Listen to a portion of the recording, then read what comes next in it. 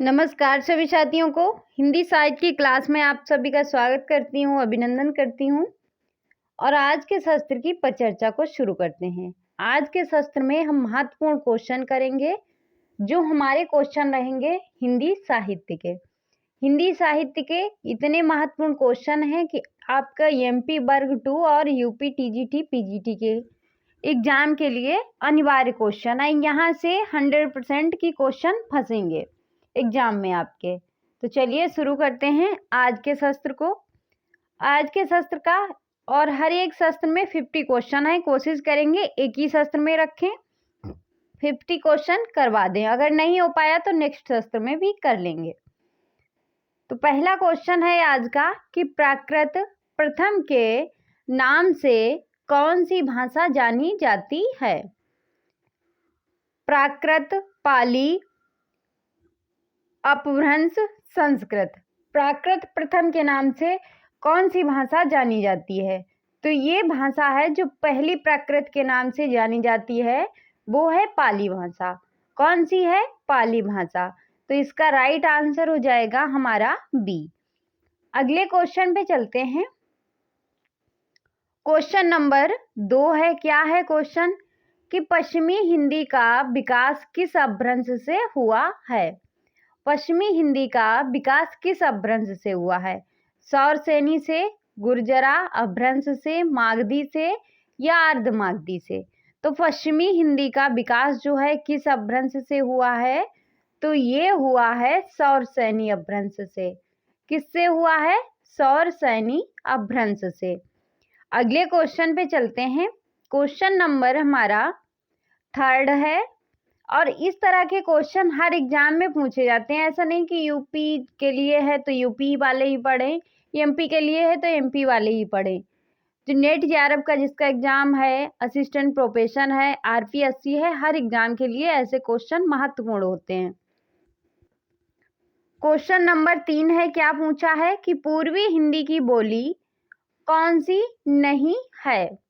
अवधी, बघेली, छत्तीसगढ़ी, बांगरू। तो इसका right answer जो है वो क्या हो जाएगा? पूर्वी हिंदी की बोली नहीं है, तो ये है बांगरू। बांगरू का दूसरा नाम क्या है? यानी बांगरू जो है इसका पहला नाम क्या है? किस नाम से, अन्य नाम से ये जानी जाती है? ये आप लोग कमेंट में बताइए। अगले क्वेश्चन पे चलते हैं। क्वेश्चन नंबर हमारा 4 है। 4 नंबर क्वेश्चन क्या पूछा है? कि मेरठ, दिल्ली, शाहजहांपुर आदि क्षेत्रों में बोली जाने वाली यह बोली कौन सी है जो कौरवी के नाम से जानी जाती है? अवधी, ब्रज, खड़ी बोली, कन्नौजी। तो इसका राइट आंसर जो है वो क्या हो जाएगा? मेरठ, दिल्ली, सहारनपुर, सॉरी मैंने शाहजहांपुर पढ़ा। सहारनपुर आदि क्षेत्रों में कौन सी बोली बोली जाती है? कौरवी के नाम से भी जानी जाती है। तो ये हमारी है खड़ी बोली। कौन सी है? खड़ी बोली। तो इसका राइट आंसर हमारा जो है वो हो जाएगा तीसरा। अगले क्वेश्चन पे चलते हैं। क्या है हमारा अगला क्वेश्चन? क्वेश्चन नंबर 5 है। 5 नंबर क्वेश्चन में क्या पूछा है? कि पूर्वी हिंदी का विकास निम्न में से किस अपभ्रंश की देन है? पूर्वी हिंदी का जो विकास है वो किस अपभ्रंश की देन है? मागधी, अर्धमागधी, महाराष्ट्र, गुर्जरा। तो पूर्वी हिंदी का जो विकास हुआ है वो किस अपभ्रंश से हुआ है? तो ये हमारा हुआ है अर्धमागधी से। किससे हुआ है? अर्धमागधी से। तो इसका राइट आंसर हमारा हो जाएगा बी। अगले क्वेश्चन पे चलते हैं। अगला क्वेश्चन नंबर है हमारा 6। 6 नंबर क्वेश्चन हमारा क्या पूछा है? कि हिंदी भाषा का प्रारंभ कब से माना जाता है? 1000 ईसा पूर्व से, ईसा की 6ठी शताब्दी पूर्व से, या वैदिक युग से, या हड़प्पा काल से? तो हमें बताना है कि हिंदी भाषा का जो प्रारंभ है वो कब से माना जाता है। तो ये जो प्रमाणिक माना जाता है वो 1000 ईसा पूर्व से। तो इसका राइट आंसर जो है वो हमारा हो जाएगा पहला। अगले क्वेश्चन पे चलते हैं। क्वेश्चन नंबर हमारा है 7। 7 नंबर क्वेश्चन में हमसे क्या पूछा है, चलिए चलते हैं अपने क्वेश्चन पे। क्वेश्चन है भोजपुरी का विकास किस अपभ्रंश से हुआ है। भोजपुरी का विकास किस अपभ्रंश से हुआ है, सौरसैनी से, मागधी से, अर्धमागधी से या प्रचंड से। तो इसका जो राइट आंसर है वो क्या हो जाएगा, भोजपुरी का विकास किस अपभ्रंश से हुआ है। तो ये हमारा हो जाएगा मागधी से। किससे हुआ है, मागधी से। तो देखो भोजपुरी का विकास मागधी से, और पश्चिमी हिंदी का विकास सौरसेनी से, पूर्वी का अर्धमागधी से। तो इसका राइट आंसर हमारा हो गया बी। अगले क्वेश्चन पे चलते हैं। क्या है हमारा अगला क्वेश्चन, क्वेश्चन नंबर 8 है। 8 नंबर क्वेश्चन में क्या पूछा है कि हिंदी साहित्य के इतिहास लेखन की परंपरा का सूत्रपात जो है वो किसने किया है। यानी हिंदी साहित्य के इतिहास की लेखन परंपरा का शुरुआत जो है वो किसने की है। रामचंद्र शुक्ल ने, जॉर्ज ग्रियर्सन ने, गारसा दत्ताशी ने या तेसी टोरी ने। तो इसका जो राइट आंसर होगा, सबसे पहले हिंदी साहित्य का इतिहास लेखन जो परंपरा थी वो उसका सूत्रपात किसने किया था, गारसा दा तासी ने। तो इसका राइट आंसर जो है हमारा वो हो जाएगा थर्ड। अगले क्वेश्चन पे चलते हैं। क्वेश्चन नंबर 10 है। 10 नंबर क्वेश्चन में क्या पूछा है कि निम्न में से कौन सा सुमेलित नहीं है। निम्न में से कौन सा सुमेलित नहीं है, यानी ग्रंथ दिए गए हैं और ग्रंथकार दिए गए हैं।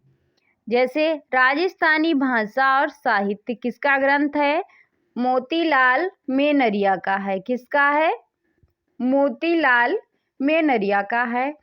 हिंदी साहित्य का वैज्ञानिक इतिहास किसका है, गणपत चंद्र गुप्त का। हिंदी साहित्य का वैज्ञानिक इतिहास जॉर्ज ग्रियर्सन। शिव सिंह सरोज, शिव सिंह सेंगर। तो इसका जो राइट आंसर है वो क्या है, इसमें हमसे पूछा है कि जो सही सुमेलित नहीं है। राजस्थानी भाषा और साहित्य जो ग्रंथ है मोतीलाल मेनरिया ने लिखा है। हिंदी साहित्य का वैज्ञानिक इतिहास गणपत चंद्र गुप्त ने लिखा है। हिंदी साहित्य का वैज्ञानिक इतिहास ये जो है जॉर्ज ग्रियर्सन ने नहीं लिखा है, यही जो है हमारा गलत है। बाकी शिव सिंह सरोज, शिव सिंह सेंगर ने ही लिखा है।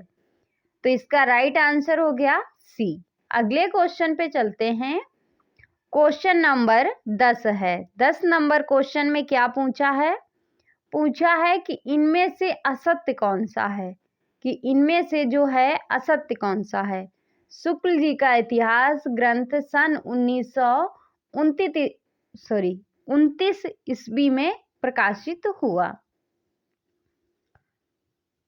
गारसा दत्तासी हिंदी साहित्य के इतिहास का प्रथम लेखक हैं।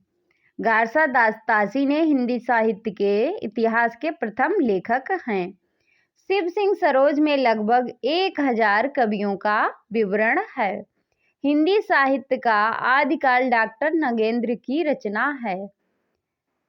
तो ये क्वेश्चन किसका, ये इसमें जो है हमें असत्य बताना है। तो इसमें असत्य जो है वो है हिंदी साहित्य का आदिकाल जो रचना है वो डॉक्टर नगेंद्र की नहीं है।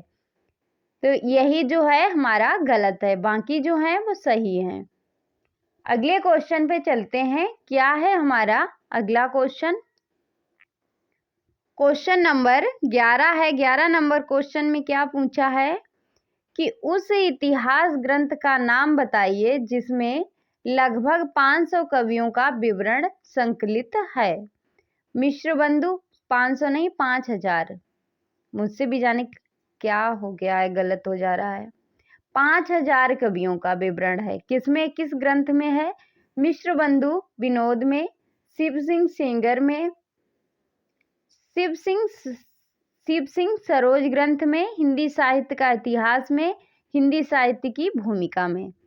तो उस ग्रंथ का हमें नाम बताना है जिसमें 5000 कवियों का नाम है या उनके बारे में लिखा गया है। तो ये है मिश्र बंधु विनोद। तो इसका राइट आंसर क्या हो जाएगा हमारा पहला। अगले क्वेश्चन पे चलते हैं। क्वेश्चन नंबर 12 है। 12 नंबर क्वेश्चन में क्या पूछा है? हिंदी वीर काव्य के रचयिता कौन हैं? राम नरेश त्रिपाठी, आचार्य चतुर्सेन, टीकम सिंह, रामविलास शर्मा। तो हिंदी वीर काव्य के जो रचयिता हैं वो कौन हैं? तो हिंदी वीर काव्य के जो रचयिता हैं वो हैं टीकम सिंह। तो इसका राइट आंसर जो है वो हमारा हो जाएगा तीसरा, यानी सी सही हो जाएगा। अगले क्वेश्चन पे चलते हैं। क्वेश्चन नंबर 13 है। 13 नंबर क्वेश्चन में क्या पूछा है कि शुक्ल जी ने आधुनिक काल का नाम क्या रखा है? वर्तमान काल, आधुनिक काल, गद्य काल या जागरण सुधार काल। तो शुक्ल जी ने आधुनिक काल का जो नाम रखा है वो क्या रखा है? तो इसका राइट आंसर जो है हमारा वो हो जाएगा गद्य काल। तो इसका राइट आंसर है वो हो जाएगा हमारा सी। अगले क्वेश्चन पे चलते हैं। क्वेश्चन नंबर हमारा 14 नंबर क्वेश्चन है। क्या पूछा है कि पूर्व मध्यकाल के लिए शुक्ल जी ने क्या नाम दिया है? भक्ति काल, पूर्व माध्यमिक काल, रीति काल या कोई नहीं। तो पूर्व मध्य काल के लिए शुक्ल जी ने क्या नाम दिए हैं? तो पूर्व मध्य काल को जो है इन्होंने जो शुक्ल ने नाम दिया है वो कौन सा नाम दिया है? भक्ति काल। तो इसका राइट आंसर है हमारा वो हो जाएगा पहला। अगले क्वेश्चन पे चलते हैं। क्वेश्चन नंबर 15 है। 15 में क्या पूछा है कि किस इतिहास लेखक ने हिंदी साहित्य का प्रारंभ 1050 विक्रम संवत से स्वीकार किया है? हजारी प्रसाद द्विवेदी ने, रामचंद्र शुक्ल ने, डॉक्टर नगेंद्र ने, मिश्र बंधु ने। तो किस इतिहास लेखक ने हिंदी साहित्य का प्रारंभ 1050 विक्रम संवत से स्वीकार किया है? तो इसका जो राइट आंसर है वो हमारा हो जाएगा रामचंद्र शुक्ल ने। तो इसका राइट आंसर हमारा है वो हो गया बी। अगले क्वेश्चन पे चलते हैं। क्वेश्चन नंबर 16 है। 16 नंबर क्वेश्चन में क्या पूछा है कि डॉक्टर राम कुमार वर्मा के काल विभाजन में हिंदी साहित्य का प्रारंभ जो है कब से माना है? डॉक्टर राम कुमार वर्मा के काल विभाजन में हिंदी साहित्य का प्रारंभ कब से माना है? 700 विक्रम संवत, 750, 1000, 10, 1050। तो इसका जो राइट आंसर है वो क्या हो जाएगा? इसका जो राइट आंसर है वो हमारा हो जाएगा 750 विक्रम संवत। तो इसका राइट आंसर है वो हो जाएगा हमारा बी। अगले क्वेश्चन पे चलते हैं। अगला क्वेश्चन है क्वेश्चन नंबर 17। क्या है क्वेश्चन कि जॉर्ज ग्रियर्सन की रचना का हिंदी में अनुवाद किया है किशोरीलाल गुप्त ने, रामचंद्र शुक्ल ने, राहुल शंकरत्यायन ने, इनमें से कोई नहीं। जॉर्ज ग्रियर्सन की रचना का हिंदी अनुवाद किसने किया है? तो ये किया है किशोरीलाल गुप्त ने। किसने किया? किशोरीलाल गुप्त ने। तो इसका राइट आंसर हो जाएगा हमारा पहला। अगले क्वेश्चन पे चलते हैं। क्वेश्चन नंबर 18 है। 18 नंबर क्वेश्चन में क्या पूछा है कि प्रत्येक देश का साहित्य वहां की जनता की चित्तवृत्ति का संचित प्रतिबिंब होता है, यह कथन किसका है? मिश्र बंधु का, डॉक्टर धीरेन्द्र वर्मा का, रामचंद्र शुक्ल का, श्याम सुंदर दास का। कि प्रत्येक देश का साहित्य वहां की जनता की चित्तवृत्ति का संचित बिंब होता है। तो ये होता है रामचंद्र शुक्ल। ये कथन जो है वो किसका है? रामचंद्र शुक्ल का। अगले क्वेश्चन पे चलते हैं। अगला क्वेश्चन है हमारा 19 नंबर क्वेश्चन है। क्या है कि आचार्य रामचंद्र शुक्ल ने आदिकाल का काल निर्धारित किया। आदिकाल का जो समय बताया वो क्या बताया? 1050 से 1375 ईस्वी तक, 993 ईस्वी से 1318 ईस्वी तक, 850 ईस्वी से 1100 ईस्वी तक, उपरोक्त में से कोई नहीं। तो आचार्य रामचंद्र शुक्ल ने आदिकाल का काल जो निर्धारित किया है वो क्या है? 993 ईस्वी से 1318 ईस्वी तक। तो इसका राइट आंसर हो गया बी। अगले क्वेश्चन पे चलते हैं। क्वेश्चन नंबर है हमारा 20। क्या पूछा है? आदिकाल को संधिकाल नाम जो है वो किसने दिया है? रामचंद्र शुक्ल ने, राम कुमार वर्मा ने, महावीर प्रसाद द्विवेदी ने, डॉक्टर नगेंद्र ने। आदिकाल को जो संधिकाल नाम दिया है वो किसने दिया है? तो वो दिया है राम कुमार वर्मा ने। तो इसका राइट आंसर जो है वो हमारा हो जाएगा बी। अगले क्वेश्चन पे चलते हैं। क्वेश्चन नंबर हमारा है 21। 21 नंबर क्वेश्चन में क्या पूछा है कि रासो ग्रंथकारों में निम्नलिखित में से कौन सी प्रवृत्ति नहीं थी? आश्रय दाताओं की अतिशयोक्तिपूर्ण प्रशंसा, डिंगल पिंगल भाषा, जैन बौद्ध धर्म संबंधित वीर एवं श्रृंगार रस का प्रयोग। तो रासो ग्रंथकारों में निम्नलिखित में से कौन सी प्रवृत्ति सही नहीं है? तो इसका जो राइट आंसर है वो क्या हो जाएगा? वो हमारा हो जाएगा जैन और बौद्ध धर्म से संबंधित जो है ये नहीं है। आश्रयदाताओं की अतिशयोक्तिपूर्ण प्रशंसा भी है, डिंगल पिंगल भाषा की चर्चा भी है और वीर एवं श्रृंगार रस का प्रयोग भी है। अगला क्वेश्चन है क्वेश्चन नंबर 22 है। 22 नंबर क्वेश्चन में क्या पूछा है कि आदिकाल में साहित्य में कौन सी प्रवृत्ति नहीं पाई जाती है? श्रृंगार, भक्ति, प्राकृतिक वर्णन, राष्ट्रीय भावना। तो आदिकाल के साहित्य में कौन सी प्रवृत्ति नहीं पाई जाती है? तो ये प्रवृत्ति है जो नहीं पाई जाती है वो है राष्ट्रीय भावना। कौन सी नहीं पाई जाती है? राष्ट्रीय भावना। बाकी श्रृंगार है, भक्ति है और प्राकृतिक वर्णन है, ये सभी आदिकाल के साहित्य में प्रवृत्तियां हैं। अगले क्वेश्चन पे चलते हैं। क्वेश्चन नंबर 23 है। 23 नंबर क्वेश्चन में क्या पूछा है? कै मास बध किस आदिकालीन रचना का अंश है? हम्मीर रासों का, परमाल रासों का, पृथ्वीराज रासों का, खुमाड़ मल रासों का। तो इस क्वेश्चन का सही आंसर क्या हो जाएगा? कै मास बध किस आदिकालीन रचना का अंश है?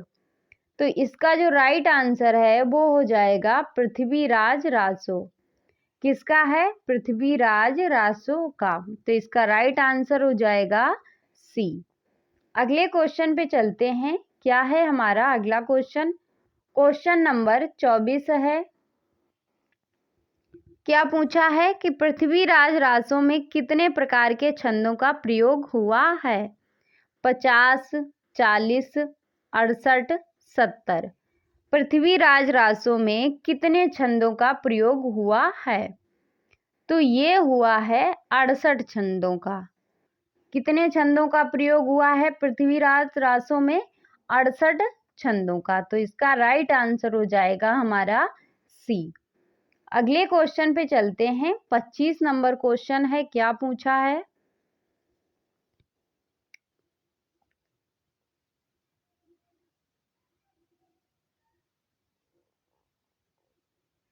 पच्चीस नंबर क्वेश्चन में जो पूछा है कि हिंदी साहित्य का इतिहास दर्शन नामक ग्रंथ के लेखक कौन हैं?